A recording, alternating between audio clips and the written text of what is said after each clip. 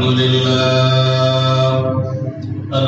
لله نحمده ونستعينه ونستغفره ونؤمن به ونتوكل عليه ونعوذ بالله من شرور أنفسنا ومن سيئات أعمالنا من يهده الله فلا مضل له ومن يضلله فلا هادي له وأشهد أن لا إله إلا الله وحده لا شريك له وأشهد أن سيدنا محمدا حبيبنا ومولانا محمدا عبد الله ورسوله صلى الله تعالى عليه وعلى آله وأصحابه وبارك وسلم أما بعد فأعوذ بالله من الشيطان الرجيم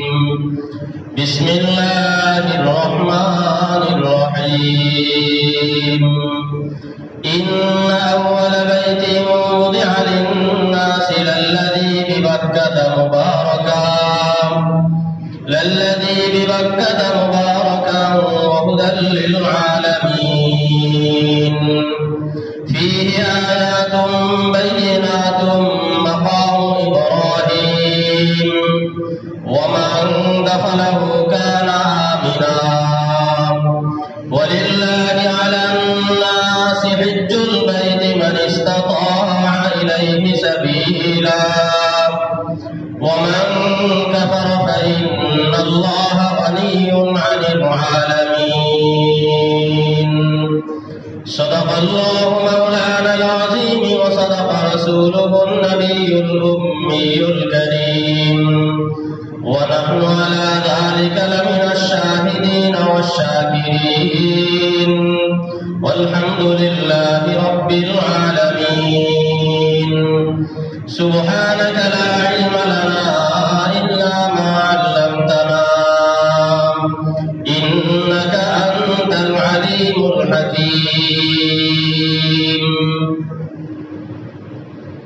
معزز محترم حضرات علماء کرام সম্মানিত মুসল্লিয়ান আযম আল্লাহ সুবহানাহু ওয়া তাআলার মহান দরবারে লাখো কোটি শুকরিয়া জানাই আল্লাহ রাব্বুল আলামিন আমাদেরকে প্রতি জুমার ন্যায় আজকেও আল্লাহ পাকের ঘরে হাজির হওয়ার মতো সৌভাগ্য দান করেছেন এই জন্য আমরা অত্যন্ত আনন্দের সাথে শুকরিয়া আদায় করে নেই আলহামদুলিল্লাহ আল্লাহ রাব্বুল আলামিন যেন মওত পর্যন্ত এভাবেই আল্লাহ পাকের ঘরে হাজির থাকার সৌভাগ্য দান করেন আমরা আলোচনা শুনতেছিলাম হজ সম্পর্কে আলোচনা করেছিলাম আমরা হজের ঐতিহাসিক প্রেক্ষাপট ঐতিহাসিক পটভূমি এরপরে আমরা আলোচনা করছিলাম যে কাবা শরীফ বাইতুল্লাহ শরীফ এর প্রতি সৃষ্টিগতভাবেই প্রতিটা মানুষের একটা আকর্ষণ আছে টান আছে কেউ এই আকর্ষণ বুঝতে পারে কেউ বুঝতে পারে না সে হিন্দু হোক বৌদ্ধ হোক খ্রিস্টান হোক বাইতুল্লাহ শরীফের প্রতি একটা আকর্ষণ একটা টান মহব্বতের টান এটা প্রতিটা মাখলুকের আছে কারণ ওই জায়গাটাই হইল পৃথিবীর সকল মাখলুকের সৃষ্টির মূল উৎস সেখান থেকে বিভিন্ন ধাপে ধাপে আল্লাহ রাব্বুল আলামিন সকল মাখলুকাতকে সৃষ্টি করেছেন সংক্ষেপে বলতে গেলে আমরা সকলেই হইলাম আদম সন্তান কি বলেন আমরা সকলেই হইলাম আদম সন্তান আর আল্লাহ রাব্বুল আলামিন আদম আলাইহিস সালাতু ওয়াস সালামকে পৃথিবীর জমিনের উপরিভাগ থেকে আল্লাহ রাব্বুল আলামিন তাকে সৃষ্টি করেছেন পৃথিবীর সকল অংশের মাটি মানুষের দেহের মধ্যে আছে আদম আলাইহিস সালামের দেহের মধ্যে ছিল যার কারণে পৃথিবীর কোনো অংশে ফসল বেশি কোনো অংশে ফসল নাই কোনো অংশ উঁচু কোনো অংশ নিচু তো মানুষের শরীরকে ব্যাখ্যা করতে গেলে দেখবেন এই সব ধরনের মাটির প্রতিক্রিয়া মানুষের শরীরের মধ্যে আছে পৃথিবীতে যত রকমের পানি পাওয়া যায় প্রায় সব রকমের পানি মানুষের শরীরের মধ্যে আছে এইরকম ভাবে আদম আলাইহিস সালামকে আল্লাহ পাক বানিয়েছেন জমিনের উপরিভাগ থেকে আর জমিন সৃষ্টি হয়েছে এই বর্তমান কাবা শরীফ যেখানে, এই জমিন থেকে সারা পৃথিবী পানি পানি ছিল। আল্লাহ রাব্বুল আলামিনের সর্বপ্রথম কুদরতের নজর পড়ছিল ওই অংশের উপর যে অংশে বর্তমান বাইতুল্লাহ নির্মিত অবস্থায় আছে। আল্লাহ রাব্বুল আলামিনের রহমতের নজর পড়ার পর সেখানে সর্বপ্রথম জমিন তৈরি হয়। আর এই জমিন এবং এই ঘরটাই হলো সারা পৃথিবীর মধ্যে সর্বপ্রথম ঘর। এই জন্য এই ঘরের প্রতি দেখবেন জন্মভূমির প্রতি মানুষের একটা টান থাকে। এটা শিখিয়ে দিতে হয় না, বলে দিতে হয় না। কিন্তু যদি আপনি আপনার জন্মস্থান না জানেন,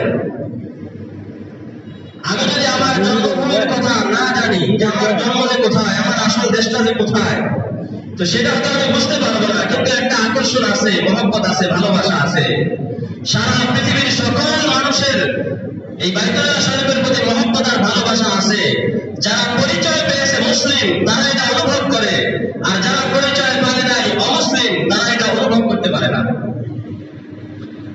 এই বাইতুল্লাহ শরীফের প্রতি আমাদের মহব্বত আর ভালোবাসা, যার কারণেই দেখবেন জঘন্য থেকে জঘন্য পাপী, জঘন্য থেকে জঘন্য পাপিষ্ঠ সেও এই কথা বলে না, এই কথা বলবে না যে মক্কা বাইতুল্লাহকে আমি ঘৃণা করি, বাইতুল্লাহকে আমি পছন্দ করি না। এই কথা কেউ বলে না। যত বড় জঘন্য পাপিষ্ঠ হোক না কেন, বাইতুল্লাহর প্রতি তার মহব্বত আছে, কাবা শরীফের প্রতি তার ভালোবাসা আছে। এই জন্য হজ আর হজ নামই হজের বিধানটাই হলো ভালোবাসা, ভালোবাসা আর মহব্বত।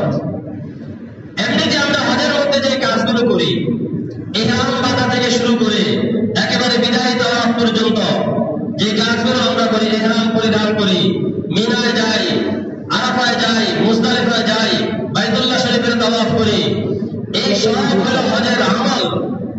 এবং আরেক কথায় বলা যায় এগুলো হলো হজের আকৃতি, হজের দেহ। যেমন আমাদের দেহ আছে, হাত আছে, পাও আছে, চোখ আছে, কান আছে, সকল অঙ্গ প্রত্যঙ্গ বিদ্যমান। কিন্তু এ নিয়েই আমি মানুষ সচল হতে পারি না যতক্ষণ পর্যন্ত আমার ভিতরে রূহ না আসে, আমার ভিতরে প্রাণ না আসে, জীবনী শক্তি না আসে। তাহলে একটা হলো মানুষের শরীর আর দেহ, আরেকটা হলো ভিতরের জীবনী শক্তি আর প্রাণ শক্তি। এই দুটোর সমন্বয় একসাথে যখন থাকে তখন ওই মানুষটা চলমান থাকে। আর যখন একটা থেকে আরেকটা বিচ্ছিন্ন হয়ে যায় তখন এই দেহ লাশ হয়ে যায়। কি বলেন কথা ঠিক না? ঠিক তেমনি ভাবে তাওয়াফ থেকে শুরু করে হজের যাবতীয় আমল, এগুলো হলো হজের দেহ, হজের শরীর। এই আমলগুলোর দ্বারা হজ পালন করা হয়। এর ভিতরে আরেকটা বিষয় আছে, হজের রূহ আর হজের প্রাণ, হজের জীবনী শক্তি। ওই জীবনী শক্তির সাথে যদি আমরা হজ করতে না পারি তাহলে আমাদের হজ রূহবিহীন শরীর যেমন, আমাদের এই হজটাও তেমন হয়ে যাবে, আনুষ্ঠানিকতা পালন হবে। এই জন্য হজের রূহ কি, হজের প্রাণ শক্তি কি, হজের জীবনী শক্তি কি, এটা হজের আগেই বুঝে নেওয়া দরকার। হজের আগে আমাদের সহবতে গিয়ে গিয়ে বুঝে নেওয়া দরকার কোন ধরনের মন মানসিকতা দিয়া, কোন ধরনের রুচি নিয়ে, কোন ধরনের অনুভূতির সাথে হজ পালন করা দরকার। ইহরাম থেকে আমরা শুরু করি। ইহরাম বলতে আমরা বুঝি আমার পোশাকগুলো খুলে ফেলতে হবে, সাদা দুধের পোশাক পরিধান করতে হবে, এরপরে নিয়ত করতে হবে, 2 রাকাত নামাজ পড়তে হবে, তালবিয়ার মাধ্যমে তখন আমি হয়ে গেলাম, মুহরিম হয়ে গেলাম, ইহরাম পরিধান করলাম। এটা হলো তার দেহের আকৃতি। কিন্তু এর ভিতরে অনেকগুলো শিক্ষা ইসলাম এর ভিতরে রেখে দিয়েছে।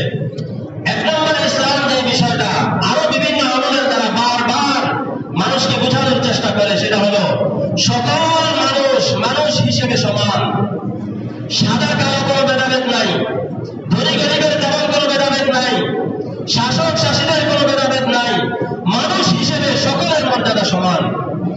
এবং এই শিক্ষাটা সারা পৃথিবীতে যত মতবাদ, যত ধর্মমত আছে, এই শিক্ষাটা সবচাইতে বেশি ইসলামের মধ্যেই আছে। অন্য কোন ধর্ম, অন্য কোন মতবাদ, অন্য কোন জাতির মধ্যে এটা নাই, বরং এর বিপরীতটাই চরম মাত্রায় আছে। বর্তমান পৃথিবীর সভ্যতার দাবিদার আমেরিকা তার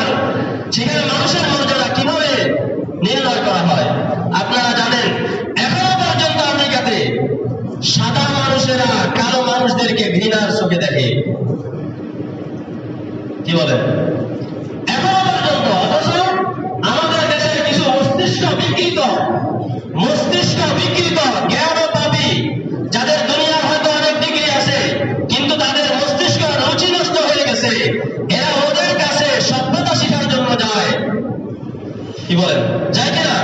এবং উন্নতি আর অগ্রগতির ক্ষেত্রে তাদের উপমা পেশ করে। অথবা আমেরিকার মতো অসভ্য জাতি দুনিয়াতে আর কোনো জাতি নাই। এদের কাছে যারা সভ্যতা শিখতে যায়, এরা তাদের থেকে আরো বেশি অসভ্য জাতি। এছাড়া তাদের কাছে কেউ সভ্যতা শিখতে যাইতে পারে না। একজন বিখ্যাত মুষ্টিযোদ্ধা ছিলেন মোহাম্মদ আলীকে আপনারা জানেন। এই লোকটা খ্রিস্টাঙ্গ ছিল, কালো রঙের ছিল, পরবর্তীতে সে মুসলিম হয়ে গেছে। কেন? এই একটাই মাত্র কারণ, যখন সে বিভিন্ন জায়গায় দেখতো যে একটা মানুষকে এই জন্য অবহেলা করা হয়, এই লোকটা কালো, একটা মানুষকে এই জন্য অসম্মান করা হয়, এই লোকটা কালো, একজন মানুষকে এই জন্যই পছন্দ করা হয় না, এই লোকটা কালো। যখন এই দৃশ্য বারবার দেখতেছিল, সে নিজেও কালো ছিল এবং এত বড় প্রসিদ্ধ বিখ্যাত হওয়ার পরেও সে বিভিন্ন জায়গায় এরকম অপমানিত হইতেছিল। তখন সে চিন্তা করলো যে যেই সমাজ, যেই জাতি, যে ধর্ম, যেই চেতনা মানুষকে মানুষের মর্যাদা দিতে পারে না, সেই ধর্ম তো ধর্ম হতে পারে না। সুতরাং আসল ধর্ম কোনটা, এটা আমাকে খুঁজে নিতে হবে। খুঁজতে খুঁজতে যখন সে ইসলামের সন্ধান পাইল, ইসলামের মধ্যে যখন দেখলো ইসলামের মধ্যে বিধান আছে সকলেই সমান, সকলেই সমান, কারো সাদার উপর কালোর কোনো, কালোর উপর সাদার কোনো শ্রেষ্ঠত্ব আর মর্যাদা নাই। আরবের মর্যাদা যেমন, আজমের মর্যাদাও তেমন, কালোর মর্যাদা যেমন, সাদার মর্যাদাও তেমন। আমাদের এই মসজিদে কি এমন কোনো নিয়ম আছে যে সাদা মানুষেরা আগে বসবে, কালো মানুষেরা পিছনে বসতে হবে? কি ভাই, আছে এরকম? না, সকলের মর্যাদা সমান। যে যেখানে বসে সেখানে এসে বসবে, কোন কারো অধিকার নাই তাকে সেখান থেকে উঠিয়ে পিছনে দিয়ে দেওয়া। এর নাম হলো ইসলাম। এই শিক্ষা একমাত্র ইসলামের মধ্যে আছে। এই জন্য ইসলামের মাধ্যমে শিক্ষা দেওয়া হয়, তোমার সকল অহংকারের পোশাকগুলো খুলে ফেলো। তুমি রাজা হও, মন্ত্রী হও, প্রেসিডেন্ট হও, যে কেউ হও না কেন, নেতা হও আর যাই হও, সমস্ত অহংকারের পোশাক খুলে ফেলো। একটা মাত্র পোশাক, গরিব যেই পোশাক পরিধান করবে তোমাকেও সেই পোশাকই পরিধান করতে হবে। বাইতুল্লাহ দিকে যখন যায়, সকলের পোশাক এক, সকলের ভাষা এক, লব্বাইক আল্লাহুম্মা লব্বাইক। সকল এক জায়গায় তারা থাকে, এক জায়গায় হাঁটে, এক জায়গায় বিচরণ করে, একই ময়দানে উপস্থিত। আরাফার ময়দান, কারো জন্য বিশেষ কোনো ব্যবস্থা নাই। কি বলেন, কথা ঠিক না? সকলেই সমান, সকলেই সমান। এই যে মানুষ হিসেবে মানুষের মর্যাদা, মানুষ হিসেবে মানুষ একে অপরের ভাই ভাই, কালোর উপর সাদা, সাদার উপর কালো, আরবের উপর অনারব, অনারবের উপর আরব, এইরকম ভাবে যত ধরনের বর্ণবাদ দুনিয়ার মানুষেরা তৈরি করে রাখছে, ইসলাম এই সবকে একেবারে একেবারে ধ্বংস করে দিয়ে মানুষকে মানুষের মর্যাদায় প্রতিষ্ঠিত করছে। ইহরাম যখন আমরা খুলে ফেলি, নিজের পোশাক যখন খুলে ফেলি, তখন শুধু পোশাক খোলা না, মনে মনে একথাও চিন্তা করা, জীবন ভর যত অন্যায় করতেছিলাম, যত অপরাধ করতেছিলাম, যত ভুল কাজ করতেছিলাম, আমার পোশাক খোলার সাথে সাথে ওই ভুল কাজগুলো আমি ত্যাগ করে দিলাম। সাদা পোশাক শুধু পরিধান করলাম না, উপরে উপরে আমার ভিতরে দিলটাকেও আমি সাদা করে ফেললাম। ইহরাম বেঁধে যখন বাইতুল্লাহর দিকে মানুষেরা রওনা হয়, কেউ তো হয়তো সফর করতে থাকে, ভ্রমণ করতে থাকে। বুজুর্গানে দিন বলেন যে বাইতুল্লাহর দিকের সফর এটা শুধুমাত্র একটা সফর না, বাইতুল্লাহর দিকে আগাইতেছে, মনে হয় যেন আল্লাহ পাকের নূরের সমুদ্রে সাঁতার কাটতে কাটতে সে সামনের দিকে অগ্রসর হইতেছে। যাদের সেই দিল আছে, যাদের সেই জীবিত আত্মা আছে, তারা সেগুলো অনুভব করতে করতে বাইতুল্লাহর দিকে আগাইতে থাকে। বাইতুল্লাহ শরীফ যখন সর্বপ্রথম নজরে আসবে, আল্লাহর হাবিব বলেন ওই সময় বান্দা যেই দোয়া করে আল্লাহ রাব্বুল আলামিন সেই দোয়াটা কবুল করে ফেলেন। তবে হালাল রিজিক ওয়ালা হইতে হবে, শিরিক মুক্ত হইতে হবে, বিদআত মুক্ত হইতে হবে, মা বাবার বাধ্যগত হইতে হবে। এইসব গুণের সাথে এখন একজন যাও অন্যান্য অপরাধের সাথে জড়িত, আর এই কথা শুনছে যে বাইতুল্লাহ রেখে যেই দোয়া করা হয় সেই দোয়া কবুল করা হবে, আপনার জন্য এই কথা না। মা বাবার অবাধ্য, আল্লাহ পাকের সাথে অন্য কাউকে শরীক করে, আমলের মধ্যে বেদাত আছে, কোন দিশার সাথে সম্পর্ক আছে, কোন অবৈধ কাজের সাথে সম্পর্ক আছে, আপনার জন্য এই ঘোষণা না। যিনি এই সবগুলো থেকে মুক্ত থাকবেন, মুক্ত হয়ে বাইতুল্লাহর দিকে যাইতে পারবেন, তার জন্য হলো এই কথা। বাইতুল্লাহ শরীফকে আল্লাহ পাক এমন মর্যাদা দান করেছে। করেছেন, এমন সম্মান আর ইজ্জত দান করেছেন, দুনিয়ার কোন ঘরকে আর এই সম্মান আর ইজ্জত দান করা হয় নাই। বাইতুল্লাহ শরীফকে আল্লাহ পাক কত সম্মান, কত ইজ্জত দিয়েছেন। দেখবেন সংসারের মধ্যে যে ছেলেটা সবার আদরের থাকে, সবাই খুব আদর করে, এটা সাধারণত ওইসব সংসারে বেশি হয় যেসব সংসারে ছোট বাচ্চা থাকে না। অনেকদিন পর একটা বাচ্চা দুনিয়াতে আসছে, তখন ওই সংসারের সবাই তাকে খুব বেশি আদর যত্ন করতে থাকে। তখন দেখবেন ওই সন্তানটাকে, ওই বাচ্চাটাকে এক একজন এক এক নামে ডাকতে থাকে। দাদা একটা নাম পছন্দ করছে, দাদা ওই নামেই ডাকতে থাকে, অন্যের নাম দাদার পছন্দ হয় না। কি বলেন, হয় না এমন? দাদি আরেক নামে ডাকতে থাকে, চাচা আরেক নামে ডাকে, ফুফু আরেক নামে ডাকে, সবার আদর। কি বলেন, কথা ঠিক না? মা এক নামে ডাকে, বাবা আরেক নামে ডাকে। আল্লাহ রাব্বুল আলামিনের কাছে এই ঘরটা কত প্রিয়, কত মর্যাদার। এই ঘরের বিভিন্ন নামে আল্লাহ পাক এই ঘরটাকে সম্বোধন করেছেন। কোথাও বলেছেন বাইতুল্লাহ, কোথাও বলেছেন আল বাইতুল হারাম, কোথাও বলেছেন মসজিদুল হারাম, কোথাও বলেছেন আল বাইতুল মুহাররম, কোথাও বলেছেন আল বাইতুল হারাম। এইভাবে বিভিন্ন নামে আল্লাহ রাব্বুল আলামিন এই ঘরটাকে আল্লাহ রাব্বুল আলামিন মানুষের সামনে পেশ করেছেন। এভাবে বোঝা যায় যে এই ঘরের একাধিক নাম থাকা, এটাও একটা প্রমাণ এই ঘরের মর্যাদা আল্লাহ পাকের কাছে অনেক। এই ঘরের অনেক, পৃথিবীর সর্বপ্রথম ঘর হলো এটা, এবং এই ঘরের মর্যাদা আল্লাহ পাক এত বেশি দিয়েছেন। এই ঘরের উসিলায় মসজিদের হারামের মধ্যে এক নামাজের দ্বারা আল্লাহ পাক লক্ষ নামাজের সওয়াব দান করেন। এমনিতেই মক্কার জমিনকে আপনি বিবেচনা করেন, তেমন কোন প্রাকৃতিক সৌন্দর্য মক্কার জমিনের মধ্যে নাই। কি ভাই আছে? সবুজের তেমন কোনো ছায়া সেখানে নাই, নদ নদী এগুলোও তেমন কোনো সেখানে নাই, পাথরে জমিন, পাহাড়ে ভূমি, গরম পরিবেশ। কিন্তু তিনটা জিনিস এমন আছে সেখানে যেটা দুনিয়ার আর কোথাও নাই। এই তিন জিনিসের কারণে আল্লাহ পাক এই জমিনটাকে এত ভাবে আল্লাহ পাক সম্মানিত করেছেন। এক নম্বর হইল এই জমিনের মধ্যে আল্লাহ পাকের ঘর অবস্থিত, বাইতুল্লাহ শরীফ অবস্থিত। এই কারণে এই জমিনের দামকে আল্লাহ পাক এত বাড়িয়ে দিয়েছেন। দুই নম্বর হইল এই জমিনের মধ্যে আল্লাহ পাক সর্বশ্রেষ্ঠ পয়গম্বর মুহাম্মদুর রাসূলুল্লাহ সাল্লাল্লাহু আলাইহি ওয়াসাল্লামকে আল্লাহ পাক পাঠিয়েছেন। তিন নম্বর হলো এই জমিনের মধ্যে সর্বশ্রেষ্ঠ কিতাব কোরআনে কারীমকে আল্লাহ পাক অবতীর্ণ করেছেন। এই তিনটা জিনিসের সম্পর্ক আছে এই জমিনের সাথে, যার কারণে আল্লাহ পাক এই জমিনের দাম আর মর্যাদা এত বাড়িয়ে দিয়েছেন। মুহাদ্দিসিনে কিরাম বর্ণনা করেছেন, আমরাও যদি এই তিনটা জিনিসের সাথে সম্পর্ক রাখতে পারি, বাইতুল্লাহ শরীফের প্রতি মহব্বত, সম্পর্ক কার সাথে কেমন হবে? বাইতুল্লাহ শরীফের সাথে হবে মহব্বত, ভালোবাসা, শ্রদ্ধা, ভক্তি। রাসূল আকরাম সাল্লাল্লাহু আলাইহি ওয়াসাল্লামের সাথে সম্পর্ক হবে শুধু মহব্বতের না, মহব্বতের সাথে সাথে অনুসরণ। আমাদের অনেক ভাই আছেন এমন, তারা শুধু মহব্বতের কথা বলে কিন্তু অনুসরণের কথা বলে না। মনে রাখবেন, রাসূলকে শুধু মহব্বত করে নাজাত পাওয়া যাবে না। কারণ রাসূলের চাচা আবু তালেব রাসূলকে কি পরিমাণ মহব্বত করতেন? কি বলেন? রাসূলের চাচা আবু তালেব রাসূলকে কি পরিমাণ মহব্বত করতেন? কাফেররা যখন আসতো মাইর দেওয়ার জন্য, আবু তালেব দাঁড়িয়ে যেত, আমার ভাতিজার উপর হাত রাখতে হলে আমার রক্ত মাংস মাটিতে মিশিয়ে তারপরে আমার ভাতিজার উপর হাত রাখতে পারবা, আমি জীবিত থাকা অবস্থায় আমার ভাতিজার উপর তোমরা হাত দিতে পারবে না। নিজের জানের চাইতেও ভাতিজাকে বেশি মহব্বত করছেন কিনা? কি বলেন? করছেন, কিন্তু ভাতিজার অনুসরণ করে নাই, ভাতিজার দিন মানে নাই, ভাতিজার আদর্শ গ্রহণ করে নাই, যার কারণে আবু তালেব নাজাত পাওয়া তার পক্ষে সম্ভব হয় নাই। অনেক মহব্বত ছিল। আমরা যদি রাসূলের সুন্নতের আদর্শ গ্রহণ না করে, রাসূলের বাস্তব জীবন মতো আমাদের জীবনকে গঠন না করে, আমাদের লেবাস পোশাক, আমাদের কথাবার্তা, আমাদের চালচলন, আমাদের বেশভূষা, আমাদের আত্মীয়তা, আমাদের আচার অনুষ্ঠান, আমাদের ব্যবসা বাণিজ্য, আমাদের কৃষ্টি কালচার, এই সব যদি রাসূলের সুন্নতের আলোকে আমরা সাজাইতে না পারি, শুধু রাসূলকে মহব্বত করতে থাকি, আবু তালেবের মতো আমাদেরও নাজাত পাওয়া সম্ভব হবে না। কি বলেন, কথা ঠিক কিনা?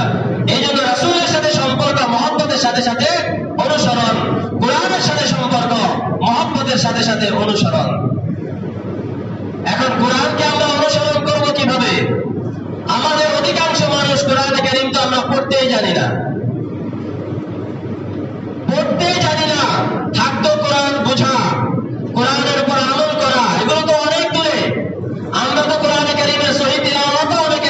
শিক্ষা করি নাই। কি বলেন, কথা ঠিক না? এই জন্য দুনিয়ার অনেক কিছু পারি, অনেক পণ্ডিত আমি, অনেক লেকচার দিতে পারি, অনেক ভাষণ দিতে পারি, কিন্তু কোরআন কারীম সহিভাবে তেলাওয়াত করতে পারি না। তো আমার চাইতে হতভাগা দুর্ভাগা দুনিয়াতে আর কে আছে? এত কিছু শিখতে পারলাম কিন্তু কোরআন কারীমের সহি তেলাওয়াত শিক্ষা করতে পারলাম না। তাহলে আমার মতো হতভাগা আফসোস হওয়া দরকার, দুঃখ আসা দরকার, এরকম অনুতপ্ততা হওয়া দরকার যে এখনো পর্যন্ত কোরআন সহিভাবে শিখতে পারলাম না। আর এই কথাগুলো শোনার পর, এই কথাগুলো কানে পৌঁছার পর এরপরে তো আজম আসা দরকার, এরপরে তো সিদ্ধান্ত আসা দরকার যে কোরআনে কারীম শিখেই কবরে যাবো ইনশাআল্লাহ। কি ভাই, আমরা কি নিয়োগ করি? এই না শিখা অবস্থায় কবরে যাব, না কোরআনে কারীম শিক্ষা করে তারপরে কবরে যাওয়ার চেষ্টা করব? কি ভাই, শিক্ষা করে কবরে যাওয়ার চেষ্টা করবো তো ইনশাআল্লাহ? আল্লাহ সুবহানাহু ওয়া তাআলা আমাদেরকে বুঝার তৌফিক দান করেন। তো এই তিনটা জিনিসের সাথে যদি আমরা এইরকম সম্পর্ক রাখতে পারি, তাহলে আল্লাহ পাক মক্কার জমিনকে যেমন সম্মানিত করেছেন, দুনিয়াতে এবং আখিরাতে আমাদেরকে ওই পরিমাণ সম্মানিত করবেন। বলছিলাম হজের রূহ কি জিনিস? হজের রূহ এক কথায় বলতে গেলে আল্লাহ পাকের গভীর মহব্বত আর ভালোবাসা। হজের রূহ এক কথায় বলতে গেলে আল্লাহ রাব্বুল আলামিনের গভীর মহব্বত আর ভালোবাসা। আরেক ভাবে বললে এভাবে বলা যায়, আল্লাহ রাব্বুল আলামিন রাসূল আকরাম সাল্লাল্লাহু তাআলা আলাইহি ওয়াসাল্লাম ইসলামের ভিত্তি বানিয়েছেন পাঁচটা জিনিসকে। কয়টা জিনিসকে? ইসলামের বিধান তো অনেক, ইসলামের হুকুম আহকাম তো অনেক, এর মধ্যে আল্লাহর নবী পাঁচটা জিনিসকে ইসলামের ভিত্তি বানিয়েছেন। কেন এই পাঁচটা জিনিসকে ইসলামের ভিত্তি বানানো হলো? অন্যান্য আরো কত গুরুত্বপূর্ণ বিধান আছে, সেগুলোকে না বানায়া এই পাঁচটা জিনিসকে কেন ইসলামের ভিত্তি রূপে নির্ধারণ করা হলো? এর আগে একটা কথা আমরা বুঝে নেই, আল্লাহ রাব্বুল আলামিনের সাথে আমাদের যে সম্পর্ক, এটা শুধুমাত্র মালিক আর গোলামের সম্পর্ক না।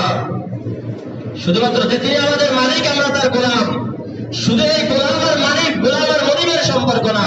আল্লাহ রাব্বুল আলামিন এটাও চান যে বান্দা আমাকে মহব্বত করবে, আমিও বান্দাকে মহব্বত করব, আমাদের উভয়ের মাঝে বন্ধুত্বের সম্পর্ক তৈরি হয়ে যাবে। শুধু মালিক আর গোলামের সম্পর্ক না। আর এই মহব্বতের কারণেই আল্লাহ রাব্বুল আলামিন মানুষের ইবাদতের কারণে বেশি খুশি হন। ফেরেশতারা 1000 বছর ইবাদত করলে আল্লাহ পাক ওই পরিমাণ খুশি হন না। মানুষ 1 মিনিট আল্লাহ পাককে সিজদা করলে আল্লাহ পাক যে পরিমাণ খুশি হন। কারণ হলো এটা, ফেরেশতার ভিতরে মহব্বত নাই, মানুষের ভিতরে আল্লাহ পাক মহব্বত দিয়েছেন। মানুষ যদি আল্লাহ পাককে মহব্বত করে 1 মিনিট সিজদা করে, এটা আল্লাহ পাক অনেক বেশি পছন্দ করেন। এই জন্য ইসলামের পাঁচটা জিনিসকে এমন ভাবে নির্ধারণ করা হয়েছে, আপনারা চিন্তা করলে দেখবেন মহব্বত আর ভালোবাসা, দুইজন মানুষের সাথে মহব্বত আর ভালোবাসার চিন্তা করলে দেখা যাবে পাঁচটা স্তর আছে। কয়টা স্তর? পাঁচটা স্তর। সর্বপ্রথম একজন আরেকজন সম্পর্কে জানে যে অমুক এমন, তার গুণাগুণ এমন, তার স্বভাব চরিত্র এমন। একজন আরেকজন সম্পর্কে জানে, এই জানার মাধ্যমে তার প্রতি একটা আস্থা হয়, তাকে একরকম পছন্দ হয়। জানার মাধ্যমে তার প্রতি একটা আস্থা বিশ্বাস ভিতরে জন্ম নেয়। এই জন্ম নেওয়ার মাধ্যমে তার প্রতি একটা মহব্বত আর ভালোবাসা ভিতরে তৈরি হয়ে যায়। কি বলেন, কোথায় কিনা? তার সম্পর্কে জানে, যখন এই মহব্বতটা ভিতরে চলে আসে তখন মনে চায় তার সাথে একটু কথা বলি। কি বলেন, মনে চায় কিনা? তার সাথে একটু কথা বলি, যে কোনো ভাবে হোক, চিঠির মাধ্যমে হোক, মোবাইলের মাধ্যমে হোক, তার সাথে একটু কথা বলতে মনে চায়। যখন কথা বলতে বলতে মহব্বতটা আরেকটু গভীরে চলে যায়, তখন মনে চায় একজন আরেকজনের জন্য, প্রেমিক তার প্রেমাস্পদের জন্য অনেক কিছু খরচ করতে থাকে, তাকে বিভিন্ন হাতিয়া তোহফা দিতে থাকে, বিভিন্ন উপহার উপঢৌকন দিতে থাকে, তার জন্য খরচ করতে থাকে। কি বলেন, করে কিনা? এরপরে যখন এইভাবে চলতে থাকে, চলতে চলতে যখন একটু মান অভিমানের ব্যাপার আসে, তখন একজন আরেকজনের সাথে অভিমান করে অনেক সময় না খেয়ে থাকে, পানাহার করে না, উপবাস থাকে। সে আমাকে এই কথাটা বললো কেন, আমার এই কথাটা শুনলো না কেন, এইরকম একটা মান অভিমান করে তখন আর খাওয়া দাওয়া করে না। কি বলেন, মহব্বতের সম্পর্কের মধ্যে এগুলো হয় কিনা? হয় এগুলো। এইরকম মান অভিমানের সম্পর্ক যখন আরো গভীরে চলে যায়, আরো গভীর থেকে গভীরতম পৌঁছে যায়, তখন একে অপরকে একান্ত আপন ভাবে পাইতে চায়, একে অপরের হয়ে যাইতে চায়, একে অপরের সাক্ষাৎ লাভ করতে চায়। তখন যখন সাক্ষাৎ লাভ করতে চায়, সে কোথায় আছে সেখানে চলে যায়, নিজের ঘর বাড়ি ছেড়ে দেয়, নিজের আপনজনদেরকে ছেড়ে দেয়। তার ঘর বাড়ি কোথায়, তার বাসস্থান কোথায় সেখানে চলে যায়, ওটার আশপাশে ঘুরতে থাকে, উকি ঝুঁকি মারতে থাকে, কোনো না কোনো ভাবে তার প্রেমাস্পদকে সে একটু দেখতে পারে। কি বলেন, কথা ঠিক কিনা? প্রথমে তার কথা শুনে মনে মনে তাকে ভালো লাগে, তার সাথে কথা বলতে চায়, তার জন্য খরচ করে, তার জন্য উপবাস থাকে, এরপরে তাকে একেবারে একান্ত আপন ভাবে পাইতে চায়। কি বলেন, কথা ঠিক কিনা? মহব্বতের সম্পর্ক এরকম ধাপে ধাপে উপরের দিকে উঠতে থাকে। আল্লাহ রাব্বুল আলামিন বুঝাইতে চান, বান্দা, ঈমান আনার মাধ্যমে তুমি যখন আমার সম্পর্কে জানছো, আমার সম্পর্কে তুমি অনুভব করছো, আমাকে যখন বুঝতে পারছো, আমাকে যখন চিনতে পারছো, ঈমানের মাধ্যমে আমার প্রতি তোমার একটা আস্থার বিশ্বাস তৈরি হয়ে গেছে।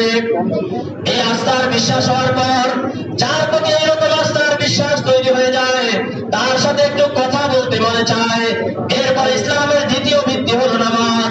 নামাজের মাধ্যমে বান্দা আল্লাহর সাথে কথা বলতে থাকে, নামাজের মাধ্যমে বান্দা আল্লাহর সাথে কথা বলতে থাকে। এই কথা বলতে বলতে যখন মহব্বত আর ভালোবাসা আরো গভীর থেকে গভীরতম পৌঁছে যায়, গভীরে চলে যায়, তখন বান্দা আল্লাহর জন্য খরচ করতে থাকে, যাকাত আদায় করতে থাকে, আরো বিভিন্ন দান সৎকার মাধ্যমে প্রেমিকতার প্রেমাস্পদ বান্দা তার মালিকের জন্য খরচ করতে থাকে। এরপরে তার মালিককে খুশি করার জন্য রমজানের রোজা পালন করার মাধ্যমে, উপবাস থাকার মাধ্যমে রব্বুল আলামিনের সন্তুষ্টি সে অর্জন করার চেষ্টা করতে থাকে। যখন মাওলার সাথে তার সম্পর্ক হয়ে গেল, মাওলার সাথে তার কথা হয়ে গেল, মালিকের জন্য সে খরচ করে ফেললো, মালিকের জন্য অনেক উপবাসও থাকলো, মনের অনেক ইচ্ছাকে বিসর্জন দিয়া দিল, যার জন্য যে মালিকের জন্য এত কিছু করলো, স্বাভাবিকভাবে ওই মালিককে দেখার আগ্রহ আর উদ্দীপনা তার ভিতরে এখন জন্ম নিতে পারে। ওই মালিককে দেখার জন্য পাগল পারা হয়ে যাইতে পারে। মালিক কোথায় আছে তালাশ করতে থাকবে। এই জন্য ইসলামের 5 নম্বর বিধান, ইসলামের 5 নম্বর ভিত্তি আল্লাহ পাক দান করেছেন হজের বিধান। হজের বিধানের মাধ্যমে কি হয়, বান্দা তার মালিককে খোঁজার জন্য নিজের ঘর বাড়ি ছেড়ে দেয়, নিজের আপনজনদেরকে ছেড়ে দেয়, নিজের বন্ধু বান্ধবদেরকে ছেড়ে দেয়, নিজের বাসস্থান ছেড়ে দেয়, সব কিছু ছেড়ে দিতে দিতে আমার মালিক কোথায় আছে, মাওলাকে কোথায় গেলে পাবো, কোথায় গেলে মাওলার দিদার পাবো, কোথায় গেলে মালিকের সাক্ষাৎ পাবো, এই মালিকের সাক্ষাতের আশায় সে ঘুরতে থাকে, ফিরতে থাকে। যাইতে যাইতে যাইতে মালিকের ঘরের কাছে চলে যায়। মালিককে তো দেখা যায় না, কিন্তু মালিককে দেখার আশায় আশায় মালিকের ঘরের চতুর্পাশে সে ঘুরতে থাকে আর মালিককে দেখাইতে থাকে, মালিককে সে বুঝাইতে থাকে, মালিক আমি আপনার প্রেমে পাগল হয়ে গেছি, আমি আপনার ভালোবাসায় মত্ত হয়ে গেছি, আপনাকে পাওয়ার জন্য আপনার সাথে আমি সম্পর্ক তৈরি করে ফেলছি, নামাজের মাধ্যমে আপনার সাথে আমি কথাও বলে ফেলেছি, যাকাতের মাধ্যমে আপনার জন্য আমি খরচও করে ফেলছি, রোজার মাধ্যমে আমি আপনার জন্য উপবাসও থেকেছি। এখন আমি আপনাকে দেখতে চাই, আমি আপনাকে পাইতে চাই।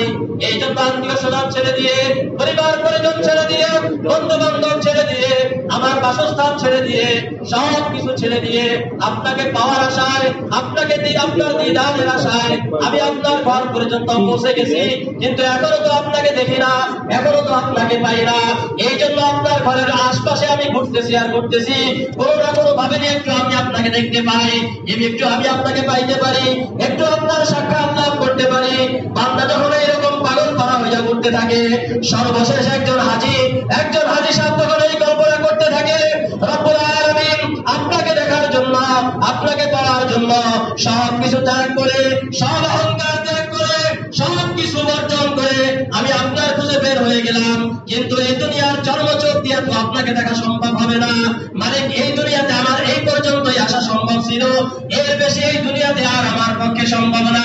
আমি তো এতটুকু করে ফেলছি মাওলা, এই দুনিয়া আপনাকে দেখা সম্ভব হবে না, কিন্তু আপনার কাছে আমি আশা করতেছি, আপনার কাছে আমি ভিক্ষা করতেছি। মওতের পরে যখন আখিরাতে নিয়ে যাবেন, আখিরাতের পরে মেহেরবানি করে আমাকে জান্নাতে নিয়ে যাবেন, জান্নাতের যেই মজলিসে আপনি আল্লাহর সাথে দেখা দিবেন, ওই মজলিসের একজন সদস্য হিসেবেও আমাকে আপনি কবুল করে নেন। এই হইল হজের রূহ, হজের আল্লাহ পাকের গভীর মহব্বত আর ভালোবাসা। এটা হলো হজের প্রাণ, এটা হলো হজের রূহ। এই হজের প্রাণের সাথে, হজের রূহের সাথে যদি আমরা হজের সফর করতে না পারি, তাহলে কিছু ব্যায়াম হবে, কিছু আনুষ্ঠানিকতা হবে, কিছু ঘোরাফেরা হবে, মূল হজের মূল শিক্ষা থেকে আমরা দূরে থেকে যাব।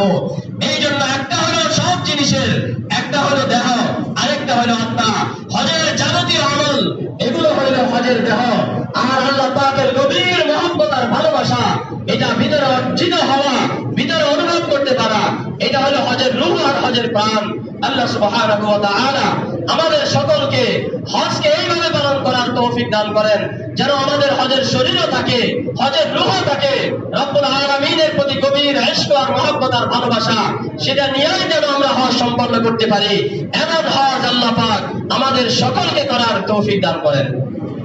হজের এই শিক্ষাগুলো দেখেন, সকল মানুষ বরাবর, কোনো ভেদাভেদ নাই, কোনো ভেদাভেদ নাই, কোনো ভেদাভেদ নাই।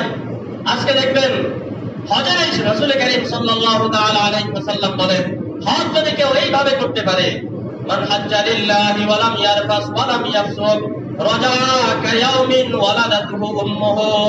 যেই ব্যক্তি আল্লাহর উদ্দেশ্যে হজ করবে, হজটা হতে হবে কার জন্য? আল্লাহ পাকের জন্য। আল্লাহর জন্য একমাত্র হজ করতে পারবে তার মৌখিক এবং শারীরিক সকল অন্যায় থেকে বিরত থাকতে পারবে।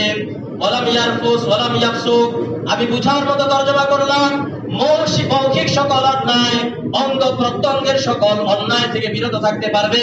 এই রকম যারা হজ করতে পারবে, রজা কায়ামিন ওয়ালাদাতু উম্মুহু, এই লোকটা বাইতুল্লাহ শরীফ থেকে এমন ভাবে বাড়ির দিকে রওনা দেয়, নবজাতক সন্তান যেমন নিষ্পাপ হয়ে দুনিয়াতে আসে, এই লোকটাও যেন নিষ্পাপ হয়ে তার বাড়িতে ফিরে যায়। শর্ত হলে হজ হতে হবে আল্লাহর জন্য। হজ হতে হবে কার জন্য? আল্লাহ পাকের জন্য। মৌখিক সকল অন্যায় ত্যাগ করতে হবে, অঙ্গ প্রত্যঙ্গের সকল অন্যায় ত্যাগ করতে হবে। এগুলোর সাথে যদি হজ পালন করতে পারি, এবং হজের মাধ্যমে তো সকল অন্যায় থেকে আমি পবিত্র হয়ে গেলাম, এবার প্রত্যেকজন হাজী সাহেবের এই দৃঢ় প্রতিজ্ঞা হওয়া দরকার, এখন যেমন আমি পাপ মুক্ত আছি, ইনশাআল্লাহ এইভাবে পাপ মুক্ত অবস্থায় কবর পর্যন্ত যাওয়ার চেষ্টা করব। কি বলেন ঠিক না? এইভাবে এই শিক্ষার সাথে যদি পৃথিবীর মানুষ হজ পালন করে, এই অনুভূতির সাথে, এই শিক্ষার সাথে, এই চেতনার সাথে যদি পৃথিবীর মানুষ হজ পালন করতে পারে, যে হজ থেকে ফিরবে প্রতিজ্ঞা নিয়া, মৌখিক কোনো অন্যায় আর আমি করবো না, অঙ্গ প্রত্যঙ্গ দিয়ে কোনো অন্যায় আর আমি করবো না। কি বলেন? অন্যায় তো দুইভাবেই হয়, কথার মাধ্যমে হয় অথবা কাজের মাধ্যমে হয়। এই জন্য রাসূল শব্দ চয়ন করেছেন এই দুইটা, মৌখিক অন্যায় আর করবো না, অঙ্গ প্রত্যঙ্গের অন্যায় আর করবো না। এই চেতনা নিয়ে যদি হাজী সাহেবরা দুনিয়ার বিভিন্ন প্রান্তে ছড়িয়ে পড়ে, তাহলে দুনিয়ার চেহারা কয়েক হজের মাধ্যমেই সুন্দর হয়ে যেতে পারে। দুনিয়া সুন্দর হইতে পারে, দুনিয়াটা শান্তিময় হইতে পারে হজের মাধ্যমে। বলতে পারেন কিভাবে? একটা জিনিস চিন্তা করবেন, হজ কারা পালন করে? সাধারণত যারা নেতৃস্থানীয় লোক, যারা রাষ্ট্র পরিচালনা করে, যারা সমাজ পরিচালনা করে, অথবা আর্থিক কোন প্রতিষ্ঠান পরিচালনা করে, অথবা ধর্মীয় নেতৃত্ব যারা দেয়, দেখবেন এই ধরনের লোকেরাই হজ পালন করে। হয় সে রাষ্ট্রীয়ভাবে নেতৃত্বে আছে, অথবা সামাজিকভাবে নেতৃত্বে আছে, অথবা আর্থিকভাবে নেতৃত্বে আছে, তার অনেক আর্থিক প্রতিষ্ঠান আছে, সে অর্থের মালিক, এজন্য তো সে হজে যেতে পারে। কি বলেন কথা ঠিক না? যার কিছুই নাই সে তো হজে যেতে পারে না। যে কোনো না কোনো ভাবে প্রতিষ্ঠিত, পৃথিবীর অনেক কিছু তার দ্বারা পরিচালিত হয়, সাধারণত এই ধরনের লোকেরাই তো হজে যায়। হয় সে ক্ষমতাবান, না হয় সে বড় অর্থশালী, না হয় সে বড় সমাজপতি, এই ধরনের লোকেরাই সাধারণত হজে যায়, অথবা ধর্মীয় নেতৃত্ব তার কাছে আসে। কি বলে কথা ঠিক না? যা কিছুই নাই সে তো হজে যেতে পারে না। তাহলে সকল নেতৃস্থানীয় লোক, চাই সেটা রাষ্ট্রীয় পর্যায়ে হোক, চাই সেটা সামাজিক পর্যায়ে হোক, চাই সেটা আর্থিক পর্যায়ে হোক, চাই সেটা ধর্মীয় পর্যায়ে হোক, এই ধরনের নেতৃস্থানীয় লোকগুলো যে হজে যায়, হজে যাওয়ার পরে তারা যদি এই অনুভূতির সাথে হজ করে যে হজ আল্লাহ পাকের গভীর মহব্বত আর ভালোবাসার সাথে হজ হবে, এবং হজ থেকে ফিরা হবে এই প্রতিজ্ঞা নিয়ে, আমি মৌখিক আর কোনো অন্যায় করবো না, অঙ্গ প্রত্যঙ্গের মাধ্যমে আর কোনো অন্যায় করবো না, এই নেতৃস্থানীয় লোকেরা যদি এইরকম কয়েক বছর হজ পালন করতে থাকে, তারা যদি ঠিকই মৌখিক অন্যায় থেকে বিরত থাকে, অঙ্গ প্রত্যঙ্গের অন্যায় থেকে বিরত থাকে, বলেন পৃথিবীতে আর কোনো অন্যায় থাকবে? কারণ এদের মাধ্যমে সমাজ পরিচালিত হয়, এদের মাধ্যমে আর্থিক প্রতিষ্ঠান পরিচালিত হয়, এদের মাধ্যমে রাষ্ট্রীয় বিভিন্ন প্রতিষ্ঠান পরিচালিত হয়। এরা যদি ভালো হয়ে যায় তাহলে সমাজ ভালো হবে, দেশ ভালো হবে। কি বলেন, কথা ঠিক কিনা? কিন্তু আমরা তো ওই যে দাদা নাতির গল্পের মতো, ওয়াজ শুনতে গেছে দাদা আর নাতি, ওয়াজ শুনতে যাওয়ার পর এখন খালের ওই পারে হইতেছে ওয়াজ, খালের ওই পারে, আর খাল পার হইতে হয়ে লুঙ্গি উপরে উঠে এই খাল পার হইতে হয়। এখন নাতি দাদার সাথে ওয়াজ শুনতে গেল, হুজুর ওয়াজের মধ্যে বলছে হাঁটুর উপরে কাপড় উঠানো যাবে না, এটা কবিরা গুনাহ। দাদা তো ওয়াজ শুনতে শুনতে ওয়াজের শেষ পর্যন্ত আর থাকে নাই, দাদা আগেই চলে আসছে, নাতি আসছে পরে, নাতির কাছে ভালো লাগছে, নতুন ওয়াজ শুনতে গেছে। এখন নাতি পরবর্তী যখন খাল পার হইতে গেল আর লুঙ্গি উপরে উঠাইতে গেল, তার মনে হলো হুজুর তো বলে দিয়েছে যে হাঁটুর উপর কি করা যাবে না, কাপড় উঠানো যাবে না, আমি হুজুরের ওয়াজ অনুযায়ী আমল করব, আমার কাপড় ভিজে যাক, আমি হাঁটুর উপরে কি উঠাবো না, কাপড় উঠাবো না। এই ভিজা কাপড় নিয়ে যখন বাড়িতে গেল, দাদা দেখার পর বলতেছে কি ব্যাপার, তোমার কাপড় ভিজলো কিভাবে? তখন নাতি বলতেছে হুজুরে তো ওয়াজ করলো হাঁটুর উপরে কাপড় উঠানো যাবে না, হাঁটুর উপরে কাপড় উঠানো কবিরা গুনাহ। আমি যখন খাল পার হইতে গেলাম আমার তো এই কথা মনে হয়ে গেছে, আমি আর হাঁটুর উপর কাপড় উঠাই নাই, এই কারণে আমার কাপড় ভিজা। তা আপনার কাপড় শুকনা কেন? এখন দাদা বলতেছে নাতি, জীবনের শুরু থেকে আজ পর্যন্ত কত ওয়াজ শুনলাম, সব ওয়াজ তো আমি খালের ওই পারেই রেখে বাড়িতে আসছি, আর তুমি একদিন ওয়াজ শুনছো, ওই ওয়াজটাই তুমি বাড়িতে নিয়ে আসছো, ওয়াজ তো থাকবে খালের ওই পার। বুঝলেন নাই কথা? ওয়াজ থাকবে কোথায়? খালের ওই পার। তো আমাদের হজ এমন, আমাদের হজ মক্কায় থেকে যায়, আমাদের হজ মদিনায় থেকে যায়, সেখান থেকে ফিরে আসার পর সুদখোর থেকে যায়, ঘুষখোর থেকে যায়, অন্যের উপর জুলুমকারী থেকে যায়, মিথ্যা সাক্ষীদাতা থেকে যায়। এইরকম ভাবে পাপাচারে লিপ্ত ব্যক্তি আগের মতো হয়ে যায়। হজের আগের জিন্দেগি আর পরের জিন্দেগি তেমন কোনো পার্থক্য থাকে না। এই হজ না, এই হজ একটা সফর আর ভ্রমণ মাত্র। এই জন্য আল্লাহ রাসূল বলছেন, মান হাজ্জা লিল্লাহি ওয়া লাম ইয়ারফাস ওয়া লাম ইয়াফসুক রাজাআ কায়াউমিন ওয়ালাদাতহু উম্মুহু। যে ব্যক্তি হজ করলো এই অবস্থায়, হজটা হতে হবে একমাত্র আল্লাহর জন্য, আল্লাহ পাকের গভীর ইশক আর ভালোবাসায়, আল্লাহ পাকের গভীর মহব্বত আর ভালোবাসায় হজ হবে। এই গভীর মহব্বত আর ভালোবাসা নিয়ে যদি হজ করতে পারে, হজের কোনো কষ্ট আর তার কাছে কষ্ট অনুভব হবে না। আল্লাহ পাকের মহব্বতের টানে, আল্লাহ পাকের গভীর ভালোবাসার টানে সমস্ত কষ্ট তার কাছে আনন্দে রূপান্তরিত হয়ে যাবে। এক নম্বর হইতে হবে হজটা একমাত্র আল্লাহ পাকের জন্য। সাথে সাথে এটাও ওয়ালাম ইয়ারফুস ওয়ালাম ইয়াফসুক, মৌখিক সকল অন্যায় ত্যাগ করতে হবে, শারীরিক সকল অন্যায় ত্যাগ করতে হবে। এই রকম ত্যাগ করার মাধ্যমে যারা হজ করতে পারবে তাদের জন্য সুসংবাদ, তাদের জন্য আশীর্বাদ, তাদের জন্য আল্লাহর নবী সুসংবাদ দিয়ে গেছেন, রাজাআ কায়াউমিন ওয়ালাদাতহু উম্মুহু।